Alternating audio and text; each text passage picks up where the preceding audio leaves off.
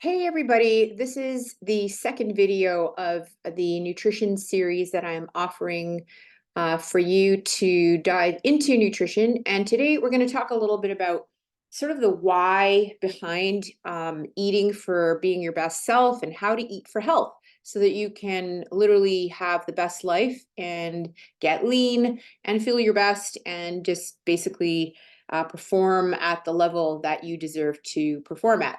So my name's Jennifer, as you know, and I have a nutrition degree and master's, and also food science and microbiology.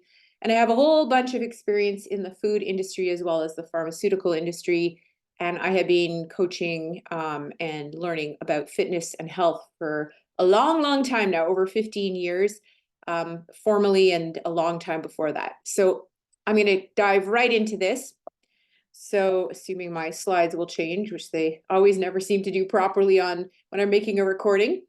So what is eating for health? Basically, what we're talking about here is eating foods that we were meant to eat as humans. Humans are animals, and all animals have a diet that will work best for them, what we were biologically meant to eat. The focus on eating healthy or eating for health is focusing on food quality and nutrient density of foods. So nutrient density is simply referring to eating a food that will give you as much nutrition as possible to feel your best. So when I talk about nutrition, I'm talking about or nutrient density, we're talking about vitamins and minerals and all of the building blocks, carbohydrates, proteins, and fats that we need. Focusing on food that promotes health, once again, eating what we need to eat as a species. And I would estimate that what you eat is related to probably more than 80% of your weight and health issues. Definitely, in some cases, there's people that can get away with eating less healthy and they seem to do fine. Eventually, though, it seems to catch up to everybody at some point in time or another. And everyone is slightly different, but general sort of rules apply because we're all humans at the end of the day. But we do have differences that need to be talked about. And this is why this is a general talk. And so if you need specific help or sort of the general things don't seem to work for you after trying for a good period of time, I discussed making sure that you test things for a good 2 to 3 months before you switch it up again and do those things consistently. If you're finding things just aren't working, that might be the time to have a more in-depth look at what is actually going on. So what we're talking about when we're eating quality food is we're eating real food. And real food is food that's been grown and raised naturally, hopefully, and is nutrient dense. It's just naturally full of vitamins and minerals. Basically eating what is needed to maintain our strength, our muscles, have good energy, good activity levels, and a consistent body weight and body composition. So making sure we don't have too much body fat and enough muscle. So relatively, lean, not carrying around too much extra body fat, especially visceral fat, which is the fat around our organs. Subcutaneous fat and visceral fat are two topics that I could talk about for a while, but if you find that you have a lot of belly fat, typically you have higher visceral fat, which is the unhealthy fat. And I'm sure you've all heard that before. We want to make sure that we are eating a well-balanced diet. Variety is the key within certain guidelines. And balance is an interesting thing when we talk about balance with people. Sometimes they go too far on the not so great end of the scale and tip the balance the wrong way. And just remember, you are what the food you ate. You are what you're putting in your mouth is actually, you're literally made up of what you are putting in your mouth. All your cells in your body, all the bones, your blood, everything is made up. Your hair, your skin, your nails, everything is made up of what you have eaten in your life. And when you truly, truly, truly are what you eat. So when you eat well, it helps you look good, it helps you feel good and perform at your best. And we can radiate all of that beautifulness from the inside out. We don't have to worry so much about cosmetic, superficial changes that a lot of people do to make up for their lack of internal health. Obviously, eating well is going to reduce the risk for many, if not most, of the lifestyle related diseases. And actually, when you eat in a sustainable way and you eat higher quality foods, generally speaking, you are contributing to a more positive impact on our environment. A lot of people are concerned about that and a sustainable way of eating. And actually, there is a lot of great choices within the realm of eating healthy foods that will have a positive impact on our planet. All right. So there are so many diets out there. I'm not going to go into all of them. I just, it gets very, very confusing. You read online, you see all kinds of things on the news. You hear things on podcasts, and it can be incredibly overwhelming. There's also a lot of propaganda out there in the media about what you should and should not be eating. So it's very confusing. And the question is always, what's right for me? And the answer is the diet is the best diet for you is the one that you will do and that you will do consistently, that provides you with all of those things we talked about, right? Just energy, making yourself feel good, and living a healthy life, and having all the biomarkers that are positive that go along with it. One of the things with diet and the word diet is that it's associated with restriction, and restriction is associated with punishment.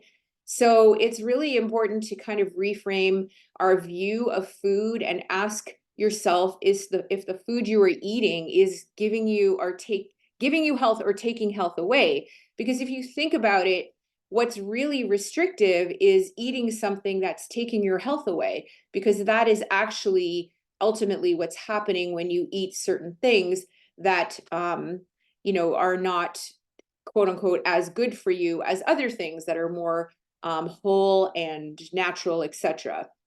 So one of the things I also like to tell people is to allow yourself a meal once a week, or if you're really struggling with fat loss, for example, you might want to be a little bit more cautious with those, what we would potentially call a cheat meal. Cheat meals make it sound like it's a bad thing, but it is okay once in a while to go and have something that is not necessarily on your plan. You just don't want to make a whole week long of that or a whole day of it. Just kind of pick one meal a week and make that the meal that you don't have any rules, and just take the stress, potentially, if it is stressful for you to eat a certain way initially. That's what I suggest. What typically happens with people is that as they start to eat better and feel better, and then they go and they have the things that they were eating before that were maybe not so healthy for them, is they really notice how that food or a group of foods was making them feel, and then they tend to avoid it more. So what's crazy when you think about it is that most of the time when you're eating a very poor diet, you don't realize how bad you actually feel until you stop eating that way. For usually it's about a week for people to start to feel better and for the cravings to go away. So I usually tell people, like, to save treats and alcohol for special occasions as much as you can. Always, there's always going to be exceptions, but you want to make them exceptions and not the rule. And so I have a thing when I talk to people, it's about doing what you need to do to get to the point you want to be at in terms of body composition and health gains about 90% of the time, until you get to more or less get to your goal body composition or your goal health markers, whatever it is you're measuring to determine where you want to get to. Do that 90% of the time. And then what you want to figure out is, what can you kind of get away with in terms of, not necessarily eating the most healthiest foods, but what can you get away with here and there? Personally, I found that the more strict I am with myself, and strict is probably not a good word, but the more I eat real whole foods, the less likely I am to want to go off the wagon. And then the more I tend to eat the things that I know I shouldn't be eating, is the more that I want to eat those things. And then the ratio tends to become, closer to 70-30, 60-40, maybe even 50-50 if it's like a really bad week or something.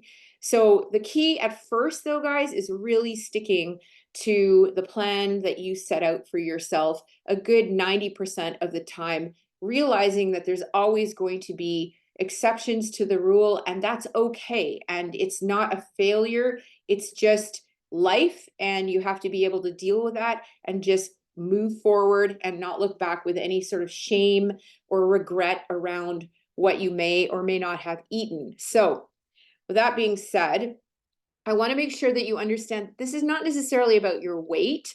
This is about your health, and this is about your life, and this is about your body. And we only get one life unless you believe in reincarnation. I want to come back as an eagle. Just kidding. But if you think about it, you get one life and you get one body. So why not treat it the best as possible? And that's why not live it to the best of your ability. And really, you're going to get more enjoyment longer out of life if you are eating well and taking care of yourself. That's what this is all about. So I mentioned in our previous presentation that food really is medicine, and it should elicit 4 responses in your body: psychological, mental, I'll go into this, hormonal, supporting healthy gut, and supporting immune function and minimizing inflammation. So I'm going to dive into each of these right now, and hopefully this will make a little bit more sense for you when I'm talking about what food should actually do for you. So when we're talking about psychological response, one of the things we have to remember is that we as humans, we're, not that old of a species. We Homo sapiens have been around for about 10,000 years. It's we still are genetically the same as our ancestors, and so we have these ancient signals in our bodies, in our brains, but we're living in this modern world we've created for ourselves with all the comforts and these crazy foods with all kinds of, I put foods in brackets because a lot of the foods out there really aren't foods. I call them Franken foods, or like ultra processed foods, which give us this sort of super normal stimulus in our taste buds and create a dopamine, that feel good response connected to the opiate receptors in our brain. So it's basically like food becomes a drug. And we get a lot of food that has like incredible taste to it and mouthfeel. And it's just so like, oh my God, it's so comforting. And the problem is that we're getting all this taste and all these pleasures from food without any real nutrient value. So it's kind of like empty calories, because, these foods that we've created as humans, in the food industry, having worked in it, I can tell you it's pretty interesting to work in a food chemistry lab when they're creating a new food and the food scientists are trying to make these foods as palatable and basically addictive as possible. So you keep buying it, right? They're businesses. So a lot of these foods are, 1,000, 100 times more intense flavors than what we would find in nature. And so it becomes incredibly addictive, like a drug. So we're getting all this taste without actually satisfying our body, without actually satisfying our nutrient requirements. So we become like starved in the land of plenty, is the expression that a lot of people use. And this is like basically an ongoing system because we're getting pleasure and we're getting rewarded. We have this emotional high. It becomes a habit, basically an addictive cycle. And each indulgence literally makes a craving stronger. And if you know anything about addiction and drugs, you need more and more and more of it to keep satisfying that addiction. And that's the same thing with food. So the other huge thing in our world is that we tend to be much more stressed out in different ways than our ancestors. And the stress that we have, unfortunately, is chronic stress. And we're all exposed to, those annoying emails from our boss. Maybe we're being stressed out by a colleague at work. We're sitting on our butts most of the day. We're not moving as much. And so we're not really doing anything about the stress, physically speaking, to kind of work it out of our system. And this stress makes it really harder to resist all these cravings that we have. And it actually makes our dopamine craving even higher or louder. And so, what we need to think about is kind of fixing our brain. It's basically rewiring our brain and training our brain to want the healthy stuff and not the stuff that we know causes problems, i.e., ultra processed foods. So that's a little bit about the psychological response. Hopefully that all makes sense. So hormones are the other thing that food can affect, very much so. And hormones are basically messengers and regulators in our body that control so many things. And there's over 32 known hormones in our body. They're quite complex and interconnected. And when one goes up, the other goes down, and it creates a cascade of biochemical changes in our body that can wreak havoc or do good things. And so hormones can have a positive role and a negative role depending on what's going on. There are four key players when it comes to nutrition, and those are insulin, glucagon, leptin, and cortisol. And I'm going to talk a little bit about these just so you have a bit of more understanding. If, you know, I know that myself as a postmenopausal woman, and some of our gentlemen in the group who might be a little bit older, dealing with a little bit of testosterone deficiency as you get older, this also plays a huge role on how these different hormones respond when you eat food. Because as we age, things do change, especially for women. So that's something also to keep in mind. And if you need to talk about that in more detail, just let me know. It's not a super good area for me in terms of speciality, but I can lead you in the general direction and tell you exactly what you need to get tested with your doctor and hopefully figure out what's going on with you. So insulin is a building hormone. It's secreted by the pancreas, and it's in response to an ingestion of anything really. Our insulin levels go up no matter what we eat, but they go up insulin levels go up much higher, especially when we eat carbohydrates, especially carbohydrates that are more sugary carbohydrates. And what it's doing is it's actually allowing our blood sugar to come down. And what it does is it unlocks a door in our cells that enables the storage of fat and proteins and carbohydrates for either immediate use or future use. So we need insulin or we die without it. We all know type 1 diabetics, and we all know type 2 diabetics that either have to inject insulin or some kind of metformin, for example, is a drug that helps the pancreas produce more insulin, because type 2 diabetes is basically insulin resistant, where the cells, this door is just not working anymore. So anyway, what happens is that we're basically stimulating cell growth and formation, including fat cells. And so when we increase our blood sugar too high, what ends up happening, and if we have too much high blood sugar too long, then we end up having an increase in fat cells. There's a condition known as non-alcoholic fatty liver disease, which is actually related to the overconsumption of ultra-processed foods, especially high sugar, high carbohydrate based foods. So we need insulin. If we didn't have it, we would die because our blood sugar goes too high. And but it can also create problems if we're eating the wrong things, because we need to keep it in check.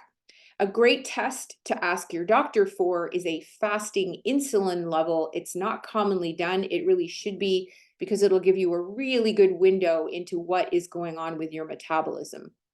So that's a little bit about insulin. Then we have glucagon.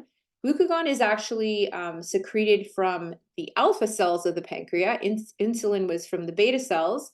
And it's in response to the demand for energy. It basically is unlocking the door of the cells from the liver and the fat to bring energy into the body.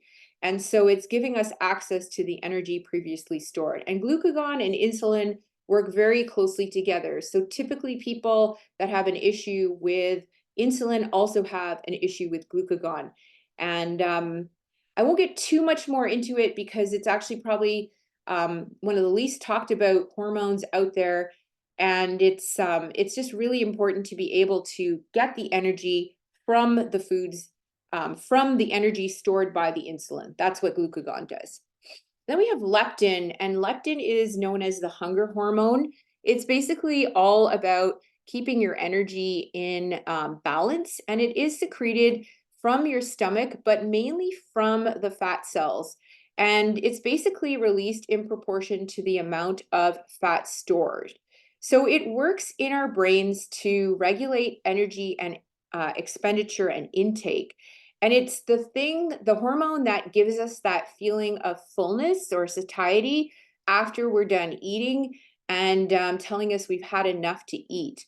So there is a thing called leptin resistance, and that is basically if you're somebody that could like eat and eat and eat and eat and has no sort of off switch, you probably have a little bit of leptin resistance. And it's also related to insulin problems. And leptin resistance is actually kind of a warning sign of insulin resistance. It actually happens before insulin resistance happens because it is so closely triggered to the fat that we're eating and the sugar in our blood. So we basically can cause damage to our pancreas when this happens, which is why type 2 diabetes is related to this. And so one of the things that is important to understand here is that, you know, we talk about having willpower when we start to change the way we eat. If you feel like you cannot like stick to something and that you just keep craving or what's the word I'm looking for here? Your cravings are overcoming your willpower. That's probably leptin that is sort of dysregulated. It's not something that's commonly measured. It's just something you kind of have to pay attention to. One of the things that I know for sure is that if you wake up in the morning and you're not hungry in the morning, that is also a sign of leptin resistance. And the way to counteract that is to eat protein first thing in the morning, and that tends to reset the balance of leptin. So leptin is also associated very much so with our circadian rhythms, with daylight and nighttime, and getting up at the same time every day and going to bed at the same time every day, being exposed to sunlight first thing in the morning. That is a huge part of making sure your leptin stays in check because it is related to other hormones that have to do with light exposure. So the last one is cortisol, also known as a stress hormone. And stress, as we may or may not know, can really sabotage your fat loss goals and your health goals. We do need cortisol. It's necessary for life. It's secreted by the adrenal glands, which are located, they're two little tiny glands that are just located above the kidneys. And we need cortisol to help us recover from fight or flight. So basically, like if you have a stressful thing happen, you need to run away from the saber-toothed tiger, cortisol is released, and what ends up happening is it elevates blood sugar. And this creates the effect of giving us a little bit of more energy to run away from the saber-toothed tiger, for example. However, in our day-to-day, we don't have saber-toothed tigers that we're running away from. The stress that we're feeling is typically in a sedentary moment. We're having a heated argument with somebody. We're not going and running. So what ends up happening with cortisol being elevated is our blood sugar increases. And then because we don't do anything to burn it off, it actually gets stored as fat, which is what did I say? What happens when your blood sugar rises? Insulin comes along and stores that excess energy. So one of the best things you can do to help yourself during the day, if you do have a sedentary type of job and you tend to get stressed out or you get an annoying phone call or you have an argument, is go for a walk or like bust out 20 burpees or something. Just move directly after that moment of stress. Also, doing deep breathing exercises to calm your nervous system down is a great idea in this case as well, if you cannot do any kind of sort of physical activity when you feel that stress. So that's a little bit about cortisol. Again, I could talk all day about it.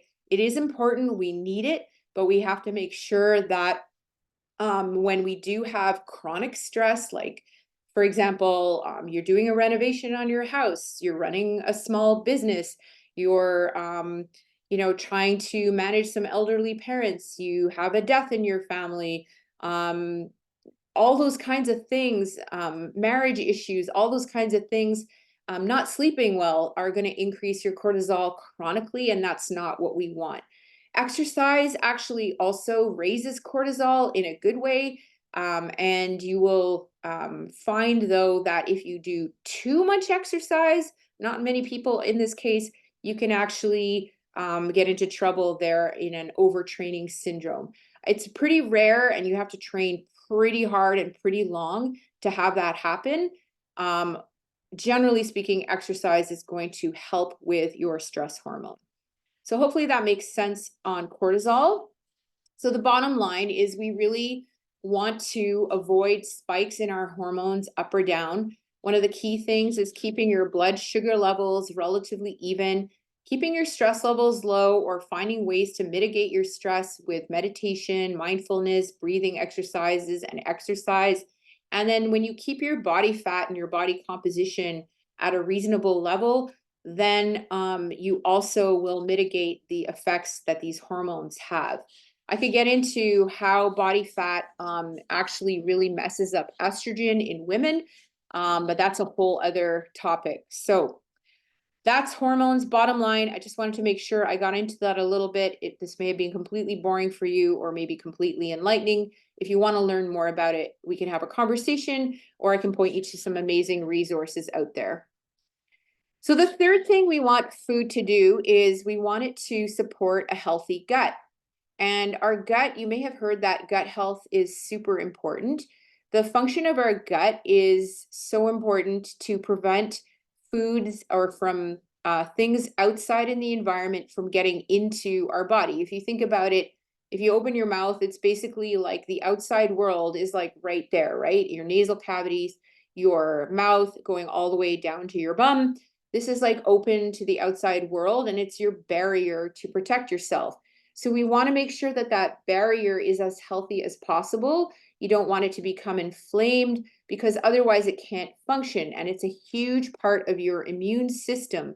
So you may or may not have heard of leaky gut, but leaky gut just basically implies that your gut wall lining is somehow compromised, and it allows things to pass through the gut wall lining that maybe shouldn't, and creates kind of reactions in your body that can trigger your immune system. And 90 up to 90% now is estimated that what is happening with your immune system is going on. Sorry, 90% of your immune system is about what is happening in your gut. So if you have a good gut health, typically you're not going to get as sick as somebody who has poor gut health. And things can go really wrong really fast when it comes to gut health. One of the most simple things with gut health that you can do is slow down when you're eating, making sure, again, that you're eating real whole foods, because if the food that you're eating is causing your gut to be unhealthy, it can be a problem. We don't want the gut wall lining to be compromised. So if you are noticing you have bloating, gas, diarrhea, you feel like you have maybe some reflux, or you just don't feel, maybe you feel like you're in a food coma after you eat, probably that food does not agree with you. So it's really important to pay attention to those signals.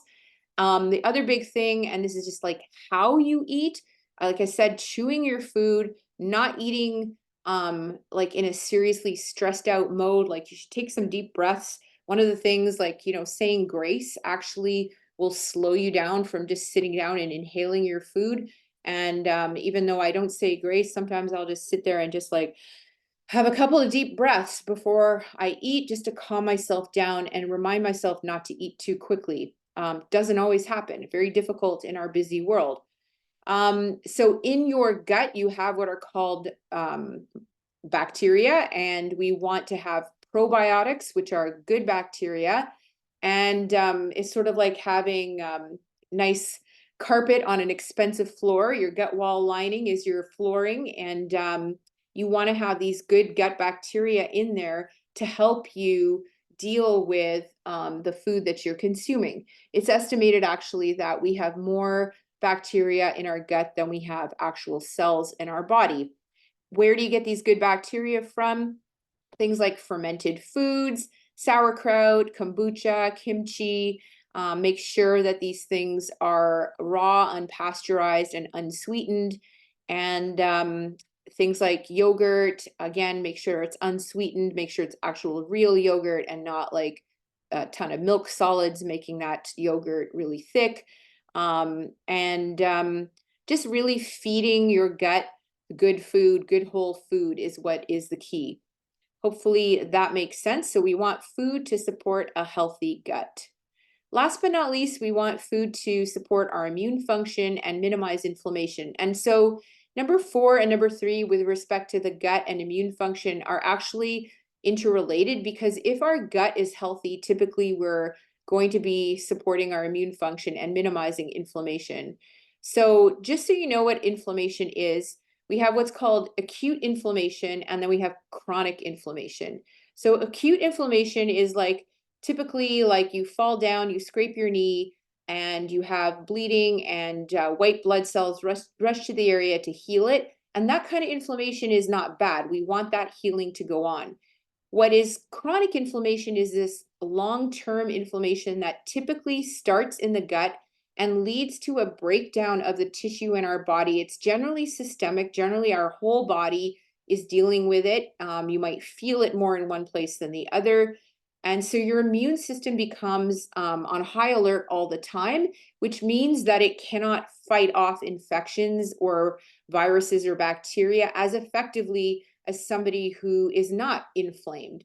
Okay, so there are a lot of long-term risks with this that can lead to all kinds of issues, autoimmune issues, things like arthritis is a good example. Another one would be like colitis or any sort of inflammatory bowel disease. You really, really want to make sure that your gut is healthy, and it will help you by having a better immune function and minimizing this inflammation if you do. So how do we do that? Well, we eat real food. We eat good food. Okay. So as I mentioned, all of that chronic inflammation can lead to metabolic syndrome. So you'll find that you have high triglyceride levels when you go get tested. You might be obese. Your BMI, or sorry, your body composition, not your BMI, will be higher on the fat end of things, like usually over 30% for women, and over about 25% body fat for men would be considered obese. And then things leads to all kinds of problems that are listed here, which I won't get into in great detail. One of the most common, unfortunately, in our society is we see a lot of people with type 2 diabetes, and then eventually all these other problems. So we want to avoid that syndrome by eating well, right? Because all of these things can be prevented. So again, foods fail because they trigger this inappropriate psychological response. They trigger an inappropriate hormonal response. They trigger problems with our healthy gut, and they then in turn impact our immune system and create inflammation. So we want to make sure that we're eating foods that do all of these things, that promote these things and not take them away. So I will tell you right now that this list is pretty inclusive of the foods that will make you less healthy, and that would be processed sugar and all artificial sweeteners. Fails all those 4 criteria. Alcohol definitely fails all of those criteria. Grains, I know, I'm sorry, but they really don't serve us very well, and that really is all grains. And a lot of people will tell me, no, you're crazy. If you're going to eat grains, I would just say they should be sprouted and soaked. and just be very careful not to overeat them because they will cause all kinds of gut permeability issues down the road, whether you know it or not. I just listened to a podcast yesterday talking about the impact of grains on our system, and they actually create a morphine-like response. That's what is happening. And so what ends up happening is we become addicted to them. That's why they're so hard to stop. And it's also why some people don't necessarily feel the effects of grains for a while, is because the morphine is actually dampening down the effects that these things are having until it's not. And then suddenly you become intolerant to these things. So just be careful if grains are a huge part of your diet. You may want to start to cut back on them. I know it's incredibly difficult, but every exposure to grains will make matters worse for you. And then legumes, which is controversial, and some may agree or disagree with me here. It really does fail most of the criteria. You have to be very careful with legumes, especially if you are not pressure cooking them. So if you are going to eat legumes, please pressure cook them to avoid the problems associated with them. So just to summarize here, reasons to change, reasons to eat real whole food is because we want to live a better quality, longer life. We don't want to end up in the nursing home. We don't want to be dependent upon our healthcare system, which we all know is in big trouble. So you basically want to be happy, happy, happy, happy, and then gone, right? You don't want to have to live 15, 20 years, even 5 years, even 2 years of this sort of decrepitude. When you get older, you want to be healthy and ripe and healthy and happy until a ripe old age. We want to have consistent energy, sleep better and more soundly. We don't want to have any digestive issues. We want to feel clear-headed, productive, sharper, alert, optimistic. You want to be happy, right? Food can make you miserable. It really can. And I'm not talking about not eating snack foods. I'm not talking about eating snack foods making you happier, because those, as we talked about, is a short-term dopamine response, right? It helps us lose weight or body fat, gain muscle. We have an improved body image, sense of self. We can do things better. We can perform better. And so the bottom line is, guys, just stop dieting and eat real food. That's really what it comes down to. One other thing here I'll just mention is that it's not just always what you eat. It's so important to sleep well. Sleep is a huge factor for a lot of people, especially my postmenopausal ladies out there. I feel you.